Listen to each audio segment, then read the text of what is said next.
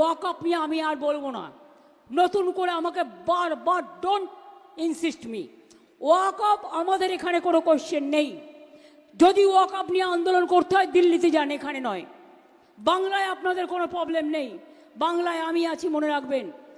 আমি হিন্দুর প্রপার্টিতেও নয়, মুসলিম প্রপার্টিতেও নয়, শিখ প্রপার্টিতেও নয়, খ্রিস্টান প্রপার্টিতেও নয়। আমি কখনো কারোর জমি অধিকার করি না। আর কোর্টে অলরেডি স্টে আছে, এটা সাব জুডিস কেস, আপনারা জানেন। আমরাও কোর্টে পার্টি হয়েছি। এইটা নিয়ে আর গুলোগুলি করবেন না, গুলোগুলি করবেন না। যদি করেন সবচেয়ে বড় শত্রু আমি হব। যদি আপনার কেউ অধিকার কেড়ে নেয়, অধিকার রক্ষা করার গ্যারেন্টি আমাদের, এটা মাথায় রাখবেন।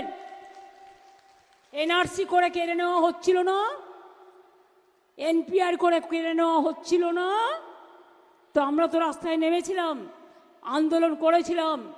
আপনাদের জন্য ডিসিশনটা আমায় নিতে দিন, আন্দোলনটা আমায় নিতে দিন। আর আপনারা সব সম্প্রদায় একসাথে থাকুন, ভালো থাকুন, সুস্থ থাকুন।